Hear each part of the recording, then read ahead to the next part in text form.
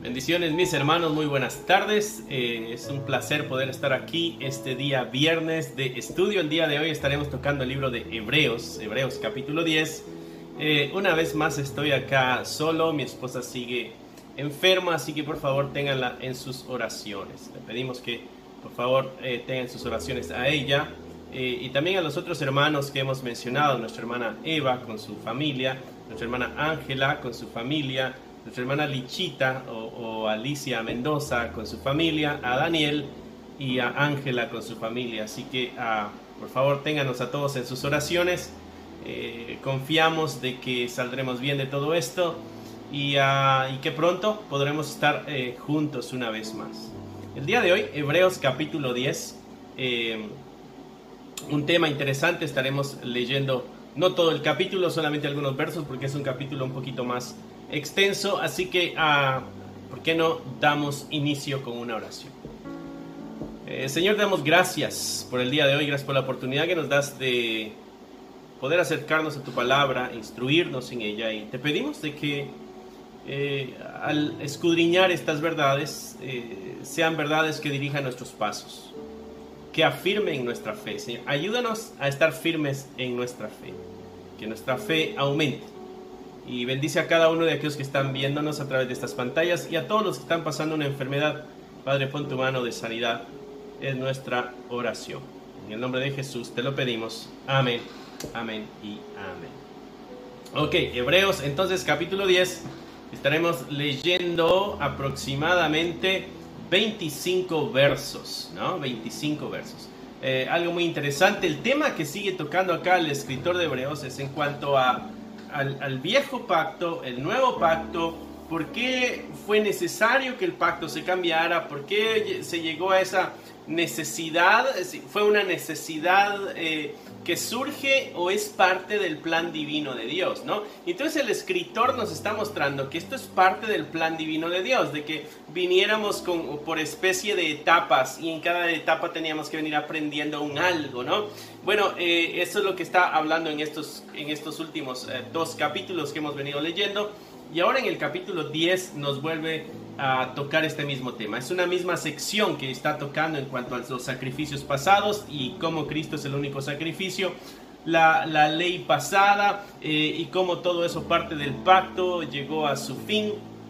Y eso es lo que estamos hablando. Ok, Hebreos capítulo 10, verso 1 al 25 estaremos leyendo. Y dice ahí: porque la ley, teniendo la sombra de los bienes venideros, no la imagen misma de las cosas, nunca puede, por los mismos sacrificios que se ofrecen continuamente y cada año, hacer perfectos a los que se acercan. Y ahí nos está dando razones por las cuales el nuevo pacto es mejor, la nueva forma es mejor, porque tenemos que abrazar esta verdad en Cristo Jesús.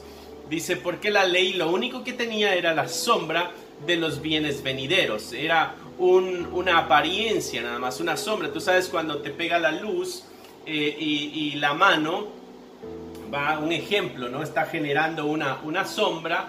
La sombra no muestra todos los detalles de la mano, simplemente muestra una silueta. Bueno, la ley tenía ese mismo sentido, mostrar nada más una silueta de un algo, y en eso es lo que el escritor está diciendo, de que la ley simplemente era una sombra de todas aquellas cosas buenas que se habían prometido que vendrían. Dice, no la imagen misma de las cosas. Entonces el énfasis no debía ser puesto en la ley, porque la ley no es la misma imagen de todos los bienes venideros.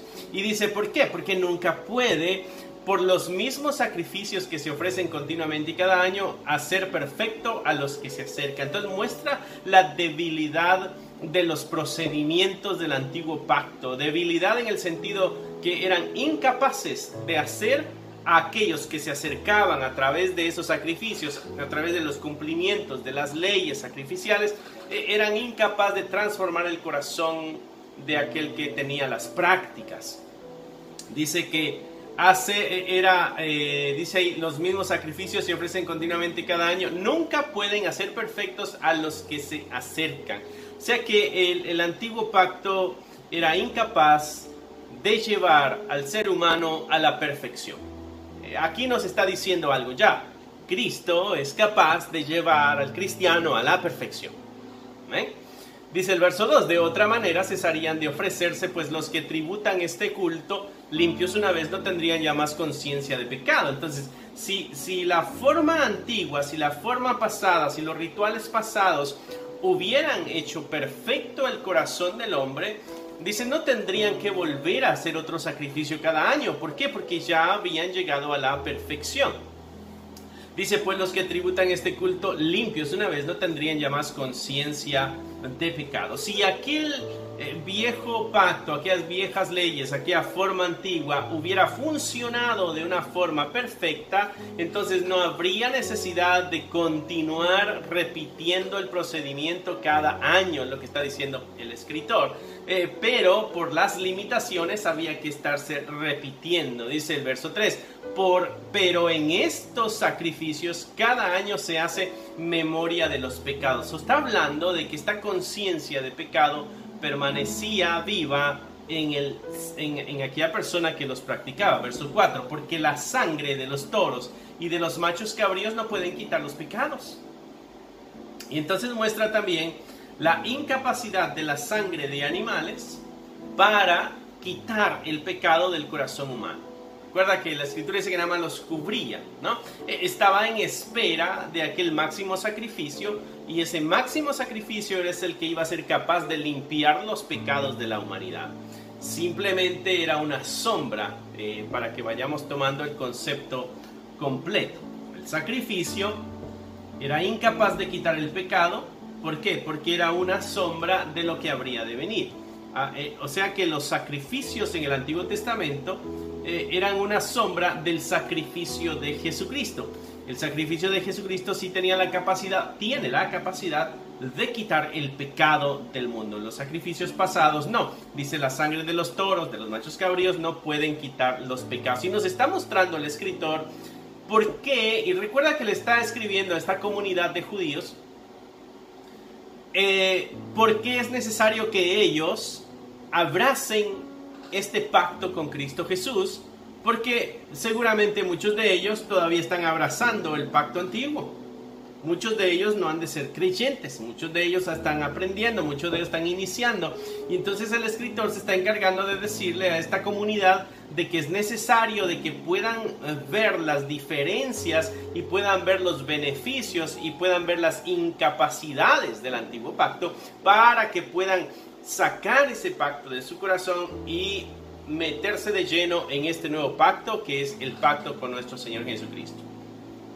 Verso 5 nos da una sección de uno de los salmos, por lo cual, entrando en el mundo, dice, sacrificio y ofrenda no quisiste, mas me preparaste un cuerpo, ¿no? Y este salmo hace referencia a nuestro Señor Jesucristo, como que si Cristo estuviera hablando a nuestro Dios, al Padre, y le estuviera diciendo, el sacrificio y la ofrenda fue algo que tu corazón no quiso, o no se agradó, o no vino a satisfacer tus necesidades, más me preparaste un cuerpo.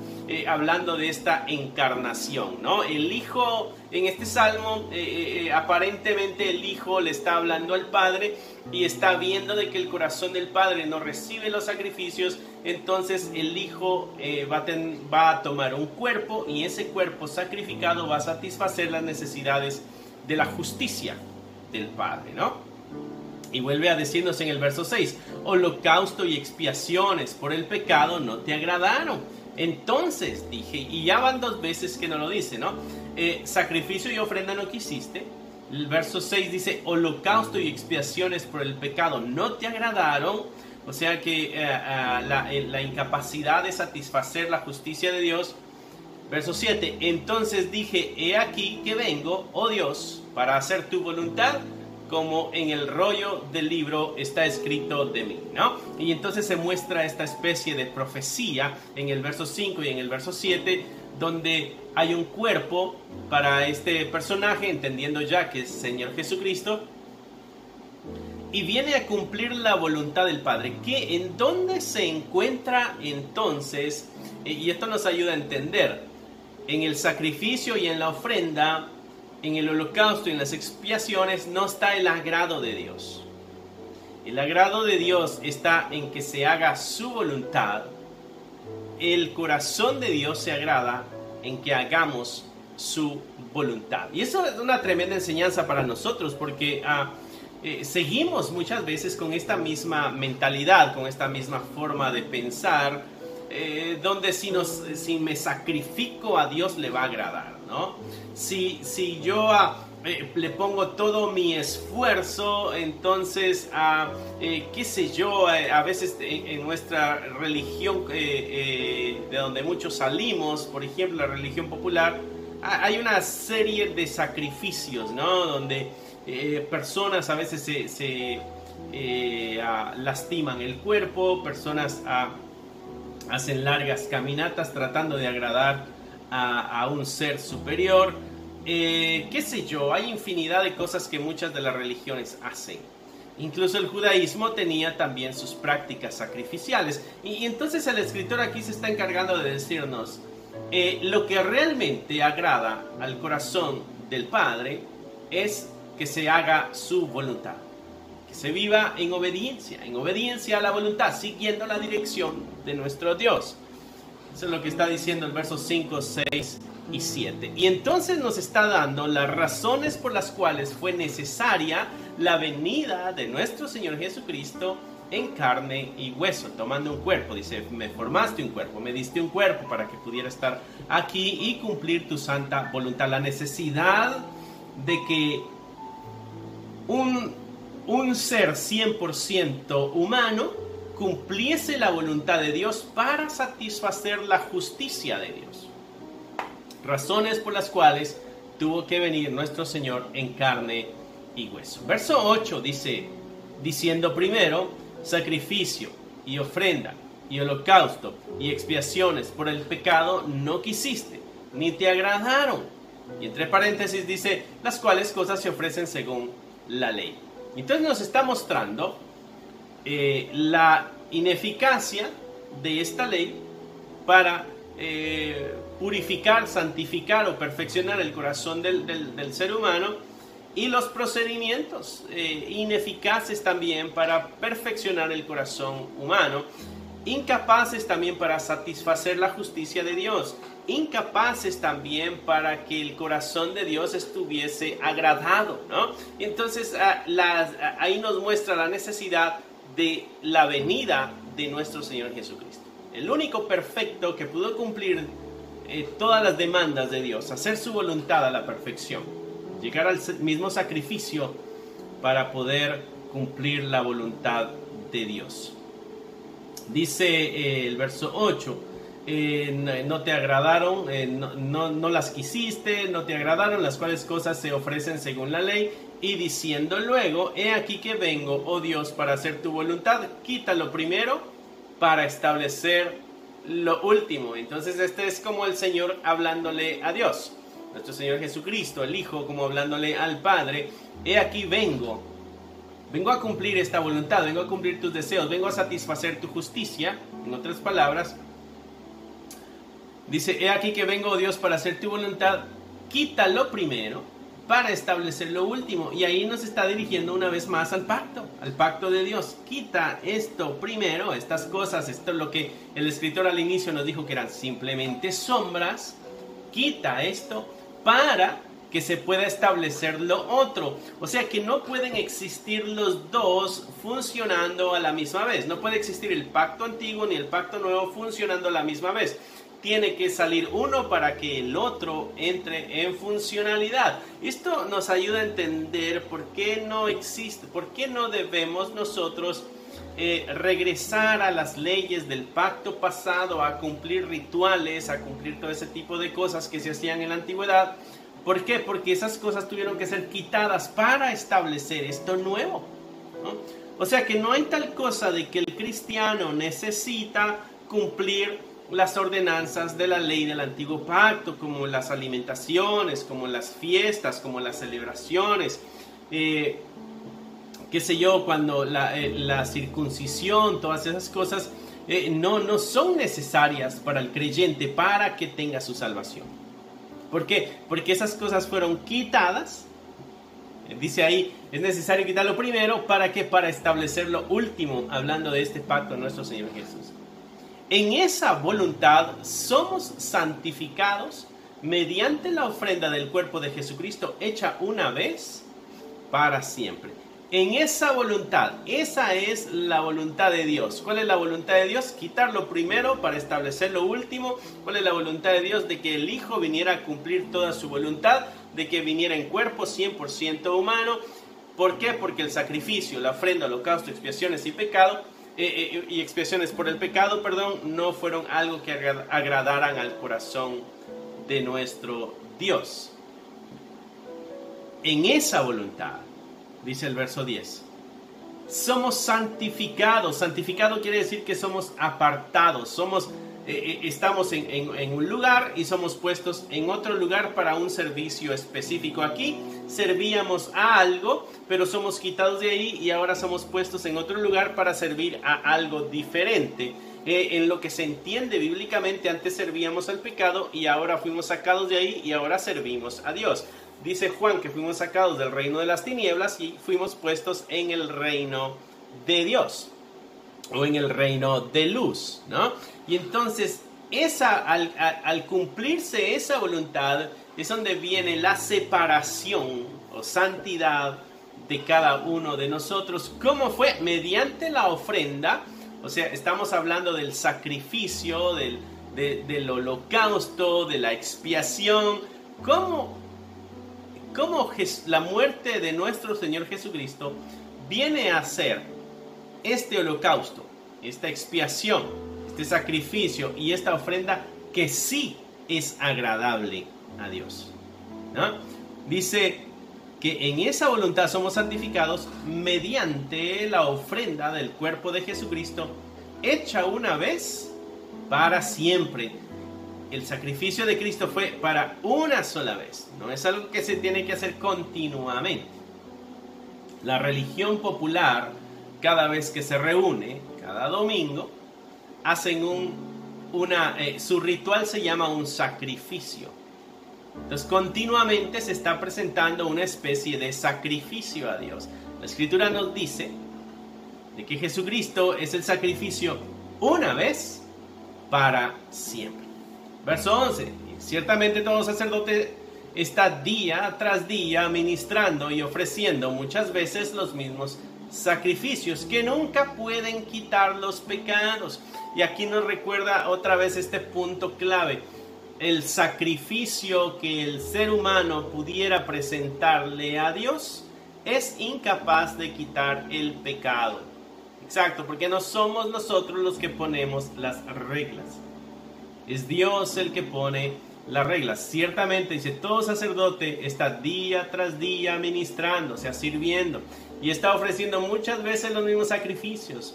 Recuerda, tenía que presentar sacrificio en la tarde, tenía que presentar sacrificio en la mañana. Cada año se presentaba un sacrificio que era para el perdón del pueblo de todo el pueblo, pero eran incapaces de quitar los pecados. Pero Cristo, y viene la comparación, verso 12, habiendo ofrecido una vez para siempre un solo sacrificio por los pecados, se ha sentado a la diestra de Dios. Ok, aquí hay otra clave.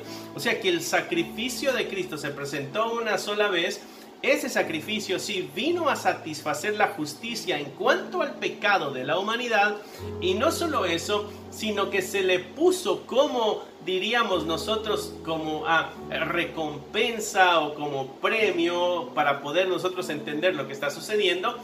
Se ha sentado a la diestra de Dios, al lado derecho de Dios, ¿no? Lo que quiere decir esta idea del rey sentado y a la derecha hay alguien sentado, ese que está a la derecha tiene total autoridad como la que tiene el rey. Tiene todos los derechos, tiene toda la autoridad, tiene todo de acuerdo a la misma autoridad o posición que tiene el rey. Eso es lo que quiere decir a la derecha, porque entendemos que Dios es espíritu, no tiene cuerpo, o Él no está en un lugar y Dios está en otro, y Jesucristo, está a su lado derecho. Lo que nos está hablando es con este lenguaje que la comunidad hebrea entiende. ¿Qué es lo que la comunidad hebrea entiende cuando se habla de la diestra? Bueno, se está hablando del lado de justicia, del lado de derecho, del lado de autoridad, a quien se le dio toda la autoridad. Incluso nosotros tenemos más o menos ese tipo de lenguaje. A veces cuando tenemos una persona cercana que nos ayuda, que sabe sin que le digamos, sabe qué es lo que nosotros queremos o necesitamos, ¿no? Y decimos, esta es mi mano derecha, ¿no? Ese es el mismo sentido aquí cuando se está hablando de que Él está a la diestra de Dios, ¿no? Entonces, no solo el sacrificio es capaz de quitar el pecado de la humanidad, es un sacrificio que fue agradable a Dios. ¿Por qué? Porque hay una recompensa, y la recompensa es de que está en la posición de autoridad sobre toda la creación. Verso 13. De ahí en adelante, esperando hasta que sus enemigos sean puestos por estrado de sus pies. Entonces habla acerca de un juicio venidero y de una voluntad que todavía tiene que cumplirse. O sea, de que el hecho de que Jesucristo esté en un lugar de autoridad, el hecho de que esté en un lugar de autoridad, afirma de que su sacrificio fue agradable a Dios y de que se cumplió la voluntad de Dios. Esa es la evidencia, ¿no? Y mientras está en este lugar de autoridad, de derecho y de justicia, dice el verso 13, de ahí en adelante, esperando hasta que sus enemigos sean puestos por estrado de sus pies. Y nos empuja a esta idea que la Biblia ha puesto en nuestras vidas de un juicio final, donde todas las cosas serán gobernadas por el Señor Jesucristo, donde tendrá el gobierno total y toda rodilla se doblará delante de él. Verso 14, porque con una sola ofrenda hizo perfectos para siempre a los santificados. A estos que santificó, quiere decir que apartó, que separó, que quitó de donde estaba y los puso en otro lugar. Esa eres tú, tú, mi hermano, mi hermana, como iglesia. Esto es lo que dice el verso 14, que con la ofrenda, o sea, el sacrificio de nuestro Señor Jesucristo, fuimos hechos perfectos para siempre. Esa es una palabra demasiado grande, la idea de que diga que se nos ha hecho perfectos. Está hablando en un lenguaje, diría yo, a futuro, porque vamos hacia ese lugar de perfección, ¿no? Verso 15. Y nos atestigua, y el otro sentido es de que delante de Dios, ante sus ojos, pues ya no somos ese pecador que merece castigo eterno, porque hay alguien que pagó el precio por nosotros, ¿no? Verso 15. Y nos atestigua lo mismo el Espíritu Santo, porque después de haber dicho, y dice, el Espíritu Santo da testimonio, es uno de los testigos acerca de esto. Dice, verso 15, porque después de haber dicho, este es el pacto que haré con ellos, después de aquellos días, dice el Señor, pondré mis leyes en sus corazones y en sus mentes las escribiré, ¿no?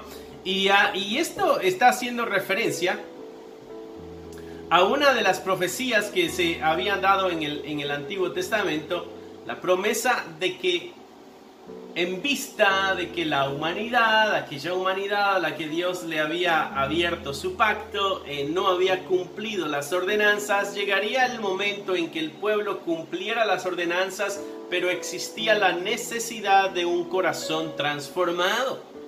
Un corazón transformado es el que iba a ser capaz de poder cumplir las ordenanzas de Dios. Entonces, lo que está haciendo referencia a este verso 16 dice, este es el pacto que haré con ellos después de aquellos días, hablando a futuro. Esto es algo que se viene a cumplir con la venida del Espíritu de Dios, el Espíritu Santo. Dice el Señor, pondré mis leyes en sus corazones y en sus mentes las escribiré. Añade, y nunca más me acordaré de sus pecados y transgresiones, hablando de que el sacrificio de nuestro Señor Jesucristo es funcional y tiene la capacidad del perdón de pecados. ¿Por qué? Porque está diciendo, nunca más me acordaré de sus pecados y transgresiones. Quiere decir que han sido borradas, han sido quitadas. Recuerda, el antiguo pacto cubría simplemente el sacrificio de nuestro Señor Jesucristo quita el pecado del mundo. Y aquí el Cordero de Dios, dijo Juan el Bautista, que quita el pecado del mundo. El sacrificio de la antigüedad simplemente cubría el pecado, ¿no? Pero el sacrificio de Cristo quita el pecado del mundo, ¿no? Dice ahí verso 17, nunca más me acordaré de sus pecados y de sus transgresiones. ¿Y por qué el verso 15 dice, y nos atestigua lo mismo el Espíritu Santo? Porque el escritor está entendiendo de que es el Espíritu de Dios el que está hablando a través del profeta cuando anuncia que llegará un día cuando el corazón de aquellas personas seguidoras de Dios tendrían la ley en sus corazones y en sus mentes. Entonces nos da testimonio no solo el sacrificio de Cristo y la recompensa que ha recibido Cristo al estar a la diestra del Padre, sino que a la misma vez el Espíritu Santo da testimonio poniendo la ley en el corazón de los que le siguen y en la mente de aquellos que le siguen, ¿no? Verso 18. Pues donde hay remisión de estos, y nosotros ya hemos aprendido lo que es la palabra redimir. Si no sabes qué quiere decir redimir, ve a este canal y por ahí vas a encontrar el tema de qué es la redención. Verso 18, no te lo voy a decir para que vayas y busques el video y así aumentamos nuestras vistas en los videos. Verso 18, pues donde hay remisión de estos, no hay más ofrenda por el pecado. Si ha habido ya una remisión, entonces ya no hay una deuda que saldar, entonces ya no es necesaria la ofrenda por el pecado. Entonces, si el sacrificio de Cristo ha venido a borrar tus pecados, mi hermano, mi hermana, ponme atención aquí, ha venido a borrar tus pecados, el sacrificio de Cristo, si ha sido capaz de limpiarte de tus pecados, quiere decir que tú ya no tienes una deuda por esos pecados. Ya fue pagada, ya fue saldada. Por eso tenemos nosotros ya que vivir en libertad de las sombras de nuestro pecado pasado.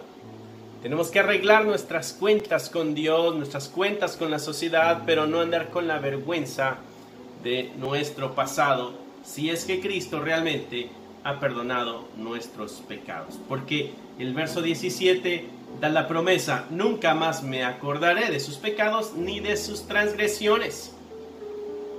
Pues donde ha habido remisión de estos, entonces ya no es necesaria la ofrenda. ¿Para qué se va a dar ofrenda si ya no hay pecado? Es lo que está preguntándose de una forma hipotética el escritor de Hebreos. ¿Para qué se va a hacer sacrificio si el pecado ya fue quitado? Recuerda que le está hablando de una comunidad cuyas prácticas todavía algunos están en las prácticas del antiguo pacto. Y entonces les está explicando por qué es necesario dejar ya el antiguo pacto y meterse de lleno al nuevo pacto.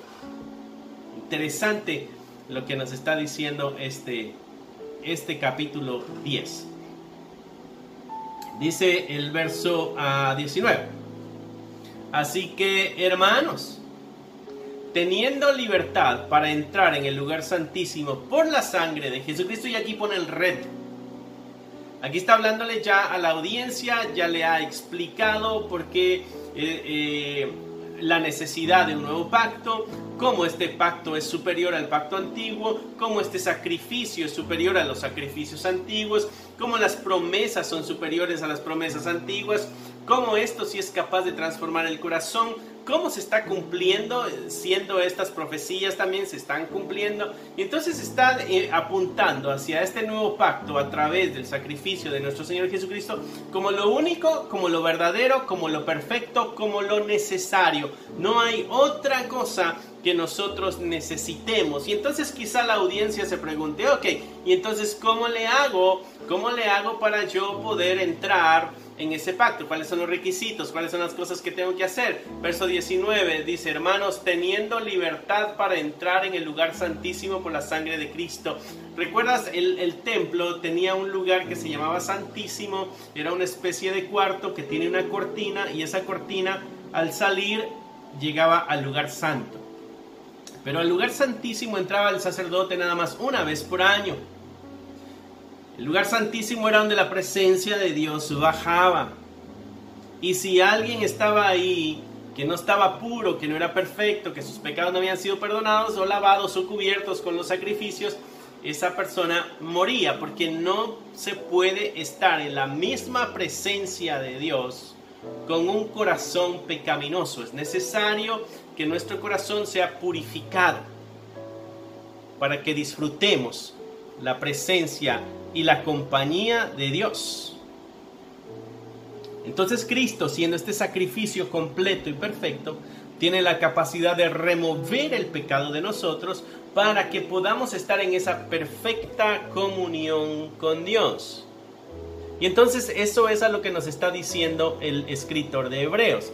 Lo que nos está diciendo es, ya que ahora nosotros tenemos libertad de entrar a la misma presencia de Dios por la sangre de Cristo. ¿Por qué? Porque esa sangre es la que nos ha quitado el pecado, no solo lo ha cubierto, sino que nos ha quitado el pecado por el camino nuevo y vivo que Él nos abrió a través del velo, esto es su carne. Y ahora presenta su carne como el sacrificio que abrió el camino para poder llegar al lugar santísimo, o sea, en el lugar donde la presencia de Dios habita.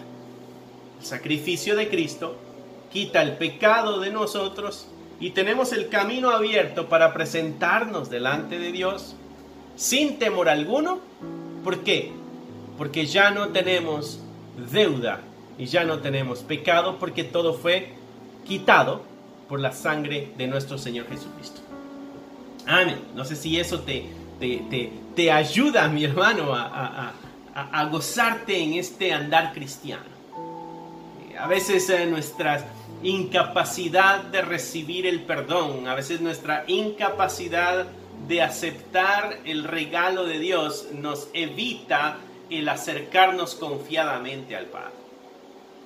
Sin embargo, la Escritura es clara, que si tenemos nosotros un pecado, pues que vayamos con el Señor y Él es fiel y justo para perdonarnos y limpiarnos de toda nuestra maldad. No de una pequeña parte, de toda nuestra maldad. Atrevámonos a creerle a Dios.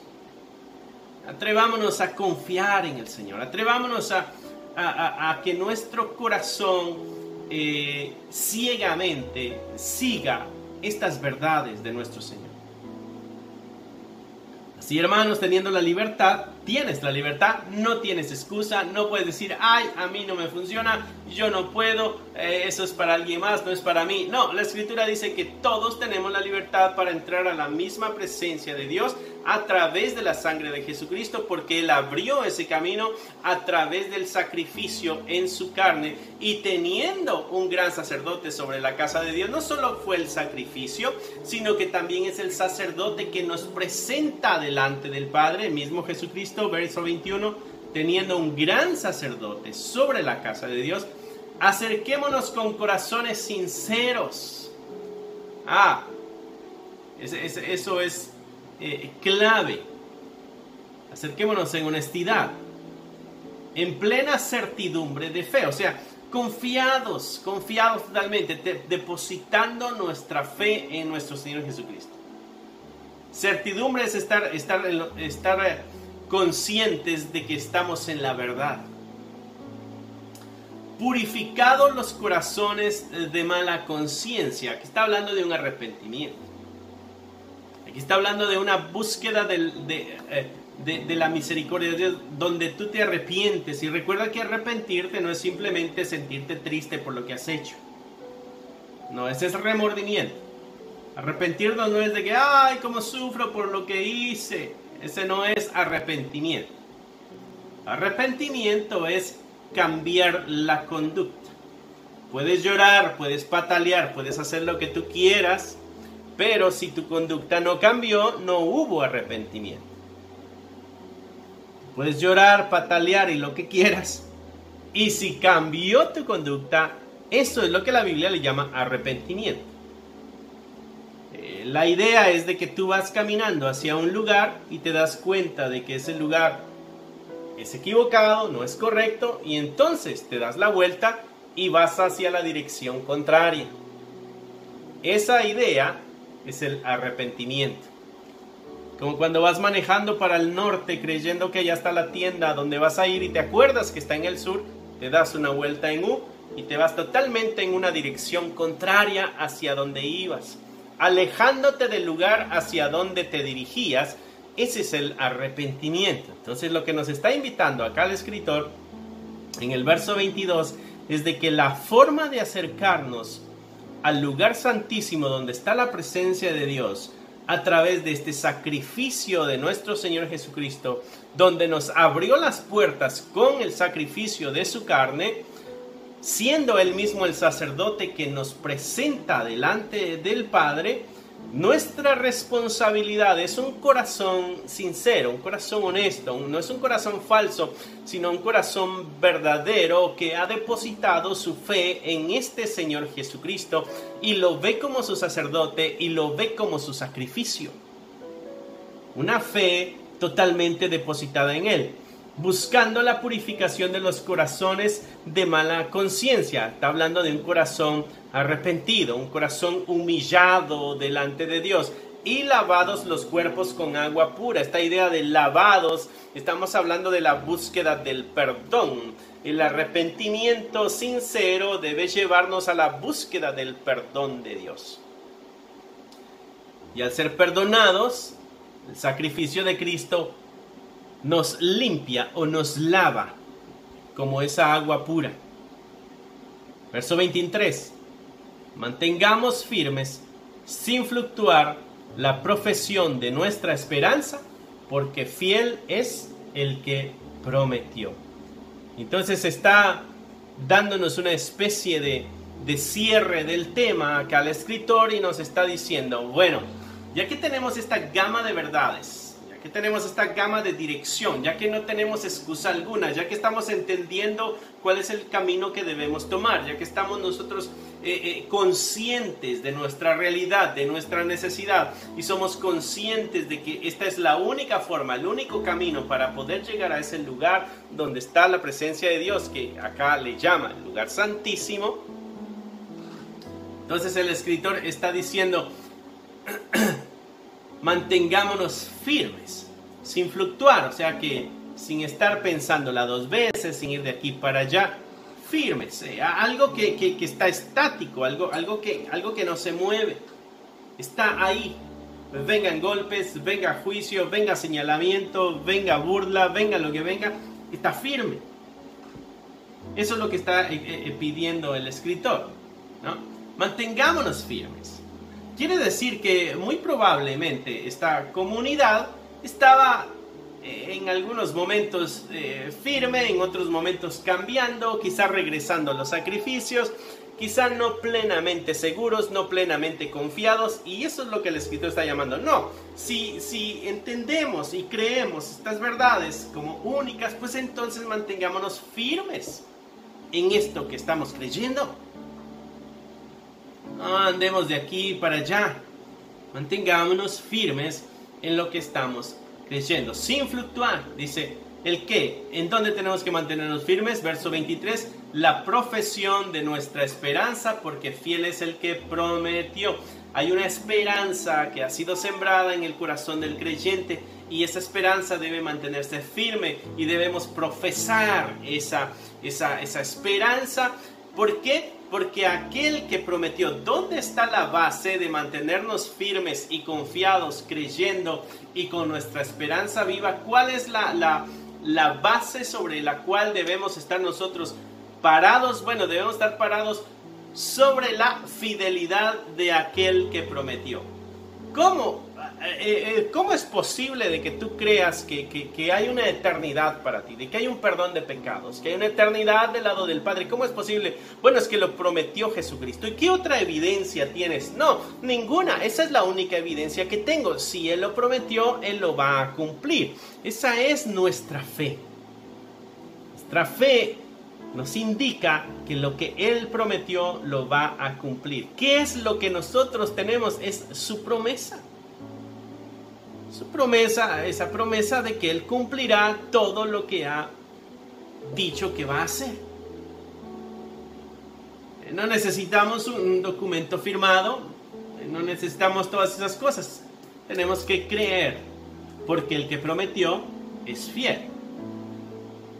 Y entonces, eso debe afectar también nuestra relación con los demás. Debemos entonces nosotros no solo mantenernos firmes sin fluctuar, para nosotros no desviarnos, para nosotros no salir hacia un lugar equivocado, sino que a la misma vez la firmeza que nosotros debemos tener nos debe ayudar para cumplir el verso 24. Considerémonos unos a otros para estimularnos al amor y a las buenas obras. Entonces, si estamos firmes, pasemos también a otro nivel. O sea, debemos buscar nuestra firmeza, debemos buscar nuestra estabilidad, debemos buscar el mantenernos bien arraigados de esta verdad, manteniendo la esperanza viva. Pero no nos tenemos que quedar ahí, tenemos que esta fuerza que estamos teniendo, esta firmeza que estamos teniendo, debe empujarnos hacia conectarnos con nuestra comunidad de fe. Considerémonos unos a otros para estimularnos al amor. Eso quiere decir de que debemos nosotros fortalecer a los otros que están en debilidad, en duda o qué sé yo. Dice, para estimularnos al amor y a las buenas obras, para que continuemos viviendo y practicando esta vida cristiana que el Señor nos ha exhortado a vivir. O sea, una de las evidencias de nuestra firmeza en estas verdades es que motivaremos a otros a que se mantengan firmes en estas verdades. O sea, mi hermano, el hecho de que tú y yo le comuniquemos de este evangelio a los demás da testimonio de que realmente estamos creyendo esta verdad. A veces no comunicamos esta verdad porque tenemos nuestras dudas. ¿Y qué tal si aquella persona está bien y no necesita de esto? A veces tenemos nuestras dudas. Nuestra seguridad debe movernos a la conexión con nuestra comunidad, estimulándonos, dice, en amor y en las buenas obras, no dejando de congregarnos. Y ahí está una enseñanza bien interesante donde muchas veces fallamos, no dejando de congregarnos como algunos tienen por costumbre, sino exhortándonos, y tanto más cuando veis que aquel día se acerca. Está hablando de ese día de juicio, está hablando de ese día donde nuestra esperanza va a cobrar vida, porque uno será para bendición y otro será para vergüenza, ¿no? Los que estamos en Cristo estamos esperando la bendición, estamos esperando el gozo, estamos esperando la recompensa, ¿no? Entonces, por eso debemos estarnos motivándonos los unos a los otros para mantenernos firmes. Y entonces, otra exhortación que nos da este capítulo 10 es de que si estoy así firme y si estoy motivando a los demás, bueno, entonces no tengo que dejar de congregarme. Y entonces de una forma indirecta le habla a aquellos que no se congregan. Dice que han creado ya una costumbre. Dice, hay algunos, diría yo en estas palabras, hay algunos que ya se acostumbraron, ya tienen una nueva cultura espiritual o una nueva cultura religiosa, y su cultura religiosa es: no es necesario congregarnos. Seguramente tú conoces personas así, mi hermano, mi hermana. Personas que han dicho, bueno, a Dios también lo tengo en la casa, también yo ahí oro y Él me escucha, yo leo la Biblia y estoy con el Señor, y así no me junto con el montón de hipócritas, ¿no? Y ponemos nuestras excusas y nuestras razones por las cuales no nos congregamos, ¿no? Es que fulanito, menganito no me cae muy bien, o no me motivan, o la alabanza, o la predicación, o aquí como que no siento la fuerza, no siento el poder, y nos llenamos de excusas para no ser responsables con aquello que nos toca hacer, no dejando de congregarnos como algunos tienen por costumbre.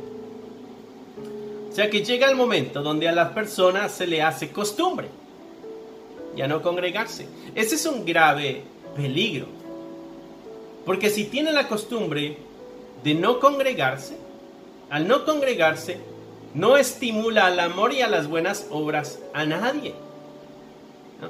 Y esas son partes esenciales en el creyente. Pablo dice de que somos un cuerpo. Y el cuerpo está unido. Tiene brazos, tiene manos, tiene dedos, tiene uñas, tiene qué sé yo, piernas, tiene pies. Es un todo. Cada uno tiene una función diferente, pero están unidos y son un todo, donde la cabeza, dice Pablo, es Cristo Jesús. Esas ideas nos están diciendo de que hay unidad. Pablo también nos presenta como iglesia como un edificio y están todos los ladrillos ahí y están edificando esta bonita construcción, ¿no? Pero están todos funcionando en cierta área y están alcanzando una meta común, hablando de unidad y armonía. Pero si tú estás edificando una casa y este ladrillo está por ahí perdido en el río, ¿qué edifica ese ladrillo por allá? No edifica nada. Si este es un cuerpo, pero el brazo está por ahí tirado en un lago, no le sirve a este cuerpo que este brazo esté por allá. No tiene ninguna funcionalidad, sino todo lo contrario. Este cuerpo está sufriendo porque le hace falta algo. Esta es la idea que nos está presentando. El que no se congrega tampoco estimula al amor y a las buenas obras, y no da esos testimonios y ese fruto de firmeza. Es como todo viene tomado de la mano. Dice, no llegues a tener esa costumbre, verso 25, como algunos la tienen, de no congregarse, sino que haz todo lo contrario, exhortándonos, y tanto más cuando veis que aquel día se acerca. No, al contrario, en vez de estar motivándonos a que ya no nos congreguemos, motivémonos a congregarnos. ¿Para qué? Para motivarnos. ¿Por qué? Porque hay un gran día que se acerca, y ese día que se acerca es necesario que nosotros estemos listos, estemos preparados. Jesucristo dijo que velemos. Pedro dijo que velemos. Pablo nos exhorta a velar. La Escritura nos exhorta a mantenernos alertas, mantenernos despiertos, ¿no? Así que, mi hermano, tenemos un esfuerzo que hacer, un camino que seguir y muchas decisiones que tomar, evaluar para no fallar a estos compromisos que el Señor nos está empujando, ¿no? Bueno, pues hasta ahí nos quedamos, hasta el verso 25. Espero en Dios que les haya hablado así como habló a mi vida. Es un bonito mensaje, cómo exalta toda la obra redentora de nuestro Señor Jesucristo y afirma por qué está correcto el lugar donde estamos. Nos afirma en nuestra fe y nos exhorta a mantenernos en armonía, en unidad y congregarnos. Así que, mi hermano, no seas de los que ya tienen algunas costumbres extrañas, y entre esas costumbres extrañas está el no congregarse, ¿no? Por la pandemia algunos han dejado, y eso se entiende, pero sus corazones que no se acostumbren a ese estilo de vida. Si la pandemia, mi hermano, es la excusa para no congregarte, entonces eso ya es de tener cuidado. Eso es ya de examinar tu corazón, tus intenciones, tus motivaciones, y buscar a Dios. Porque quiere decir que nuestro compromiso con el Señor se está disipando. Así que Dios te bendiga, que Dios te guarde, que tengas una noche bendecida, pases una bonita noche, que descanses. A los que están enfermos, que el Señor les dé fortaleza, que les recupere. A los que están sanos, que se cuiden y que continúen sanos. Es nuestro deseo, ¿no? Y pues esperamos en Dios a las 2 de la tarde por acá en este canal.